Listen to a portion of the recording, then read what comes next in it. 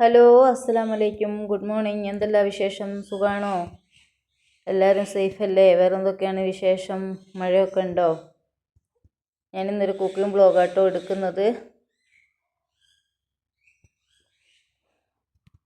ഗോതമ്പത്തിൻ്റെ ദോശയാണ് രാവിലെ ഉണ്ടാക്കുന്നത്. അതിനൊരു അയില മുളകിടാണ്.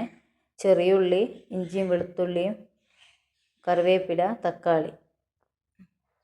ചട്ടിയിൽ വെളിച്ചെണ്ണ ഒഴിച്ച് ഉലുവ പൊടിച്ചതിന് ശേഷം ചെറിയ ഉള്ളിയും ഇഞ്ചിയും വെളുത്തുള്ളി ഇട്ട് നല്ലപോലെ വഴറ്റുക. അതിലേക്കൊരു 3 തക്കാളി കട്ട് ചെയ്തതും കറിവേപ്പിലയിട്ട് നല്ലപോലെ വഴറ്റി കൊടുക്കുക കേട്ടോ. തക്കാളി ഒന്ന് ഉടഞ്ഞ് വരണം, അതുവരെ ഒന്ന് നമുക്ക് വെയിറ്റ് ചെയ്യാം. ചെറിയ ഉള്ളിയിൽ ഉണ്ടാക്കുമ്പോൾ നല്ല ടേസ്റ്റാണ് കേട്ടോ മീൻകറി. വേറെന്തൊക്കെയാണ്?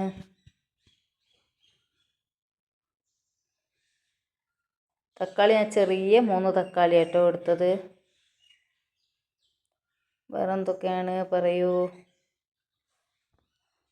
നല്ലോണം ഒന്ന് തക്കാളി ഉടച്ച് കളിയേ. അതിന് ശേഷം നമുക്ക് മസാലകൾ ചേർക്കാം. 2 സ്പൂൺ മുളക് പൊടിയും 1 സ്പൂൺ മഞ്ഞൾപ്പൊടിയും 1 സ്പൂൺ മല്ലിപ്പൊടിയും. മുളകും പൊടിക്ക് എരിവ് കുറവാട്ടോ എൻ്റെ അടുത്തുള്ള, അതുകൊണ്ടാണ് ഞാൻ ജാസ്തി ഉപയോഗിച്ചത്. 1/2 സ്പൂണും കൂടി ഇട്ടിട്ടുണ്ട്. മസാലകൾ പച്ചമണം മാറുന്നവരെ വെളിച്ചെണ്ണക്കകത്ത് നല്ലോണം ഒന്ന് മൂപ്പിച്ചെടുക്കുക. വാളംപുളി പിഴിഞ്ഞൊരു നെല്ലിക്ക വലുപ്പത്തിലുള്ള വാളംപുളിയാണ് പിഴിഞ്ഞൊഴിക്കുന്നത്. ഉലുവയും കടുകും വറുത്ത് പൊടിച്ചതാണ്. പെരിഞ്ജീരകവും ചേർത്തിട്ടുണ്ട് കേട്ടോ. 3 കൂടെ ഒരേ അളവിലെടുത്ത് വറുത്ത് പൊടിച്ചതാണ്. അത് നല്ലൊരു ടേസ്റ്റായിരിക്കും. അങ്ങനെ വറുത്ത് പൊടിച്ചതിട്ടാൽ അതിലേക്ക് ഒന്ന് തിളച്ചെല്ലാം വെന്ത് വന്നപ്പോൾ അയില കട്ട് ചെയ്തത് ഇട്ട് ഉപ്പും ചേർത്തിട്ടുണ്ട് കേട്ടോ. എന്നോട് പറയാൻ പറഞ്ഞത് ആവശ്യത്തിന് ഉപ്പും ചേർക്കുക. ഈ രീതിയിൽ എല്ലാവരും ഇങ്ങനെ ആയിരിക്കും മീൻകറി വെക്കുന്നത്. ഞാൻ ഒത്തിരി തവണ മീൻകറി വെക്കുന്നത് എടുത്തതാണ്.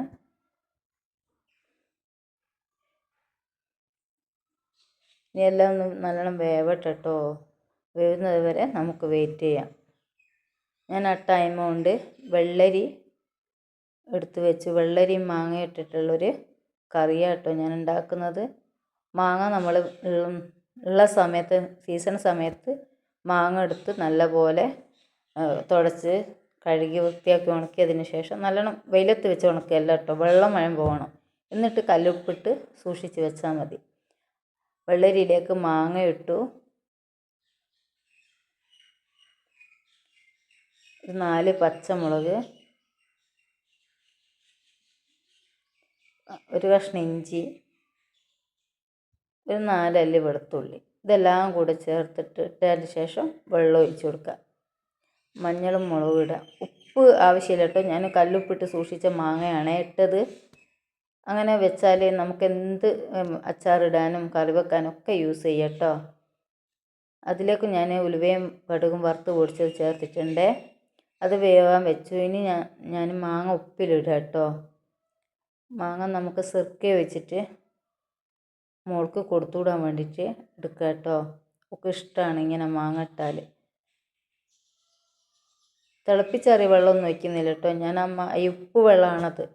അത് തന്നെ ഇട്ട് അതിലേക്ക് കറിവേപ്പിലയും 3-4 പച്ചമുളകും 1 കഷ്ണം ഇഞ്ചിയും എല്ലാം കൂടെ ഇടുക. ഇനി നമുക്കതിലേക്ക് വിനീഗർ ഒഴിച്ച് കൊടുക്കുക. പെട്ടെന്ന് കഴിയും എല്ലാ ഇങ്ങനത്തെ ജോലികളൊക്കെ ഇങ്ങനെ ചെയ്ത് വെച്ചാലേ. വിനീഗർ ഒഴിച്ച് ഉപ്പിൻ്റെ ആവശ്യമില്ലല്ലോ, ഉപ്പ് വെള്ളം ഉണ്ടല്ലോ.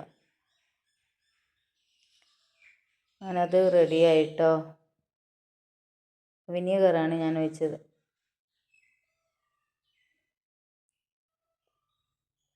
മാങ്ങ റെഡിയായി. ഇനി വെജിറ്റബിളിലേക്ക് തേങ്ങ അരച്ച് വയ്ക്കാം. തേങ്ങയിലേക്ക് ചെറിയ ഉള്ളി കേട്ടോ ചേർത്തിട്ടുള്ളൂ, വേറെ ഒന്നും ചേർത്തിട്ടില്ല. അരച്ചു എല്ലാം തിളച്ചതിന് ശേഷം അതിലേക്ക് കറിവേപ്പിലയും വറ്റൽമുളകും കടുകും കൂടെ തൂമിച്ച് വെച്ചതാണേ. ഇങ്ങനെ കറി വെച്ചിട്ടില്ലെങ്കിൽ എല്ലാവരും ഒന്ന് കറി വെച്ച് നോക്കുക കേട്ടോ. നല്ല ടേസ്റ്റാണ്. മാങ്ങ ഇതുപോലെ സൂക്ഷിച്ച് വെച്ചാൽ നമുക്ക് മാങ്ങ ഇല്ലാത്ത സമയം ഉപയോഗിക്കാമല്ലോ. ഒരു ചീരയില തോരൻ വെക്കുക കേട്ടോ. വെളിച്ചെണ്ണയിൽ കടുക് പൊട്ടിക്കുക. എന്നിട്ട് നമുക്ക് കട്ട് ചെയ്ത് വെച്ച ചീരയും വെല്ലുള്ളിയും പച്ചമുളകും എല്ലാം കൂടെ ഇട്ടിട്ട് കട്ട് ചെയ്തതാണ് കേട്ടോ. അതൊന്ന് ഊറ്റാൻ വെച്ചതാണ്. തിരുപ്പും ഇട്ട് നമുക്കത് വേവാൻ വയ്ക്കാം. ഒരു സ്പൂൺ മഞ്ഞൾപ്പൊടി ഇട്ട് കൊടുക്കുക. തേങ്ങ ഒന്ന് പച്ചമുളകും ഒരു കഷ്ണം വെല്ലുള്ളി ഇട്ട് ഒന്ന് ഒതുക്കി എടുത്തതാണ്. അതും ചേർത്ത് കൊടുത്തിട്ടുണ്ട്. നല്ലപോലെ ഇളക്കി നമുക്കത് വെള്ളമയം മാറുന്നവരെ വെയിറ്റ് ചെയ്യാം. ആ സമയം കൊണ്ട് ചോറിന് അരിയിട്ടു. മീൻകറിയും വെജിറ്റബിളും തോരനൊക്കെ റെഡിയായിട്ടോ. മാങ്ങയും ഉപ്പിലിട്ടത് റെഡിയായി. എല്ലാവരും ഒന്ന് എൻ്റെ ചാനൽ ഇഷ്ടപ്പെടുകയാണെങ്കിൽ, ഉപകാരപ്രദമാകുകയാണെങ്കിൽ ഷെയർ ചെയ്ത് കൊടുക്കുക. എല്ലാവരും സബ്സ്ക്രൈബ് ചെയ്യുക, ലൈക്ക് ചെയ്യുക, സപ്പോർട്ട് ചെയ്യുക. എൻ്റെ വീഡിയോസ് കണ്ട് എല്ലാവരും ഒന്ന് വീഡിയോസ് കണ്ട് സപ്പോർട്ട് ചെയ്യണേ. വേറെന്തൊക്കെയാണ് പറയൂ. എല്ലാവരോടും ഒത്തിരി നന്ദിയുണ്ട് കേട്ടോ. എന്നെ സപ്പോർട്ട് ചെയ്തതിന് ഒത്തിരി നന്ദിയുണ്ടേ.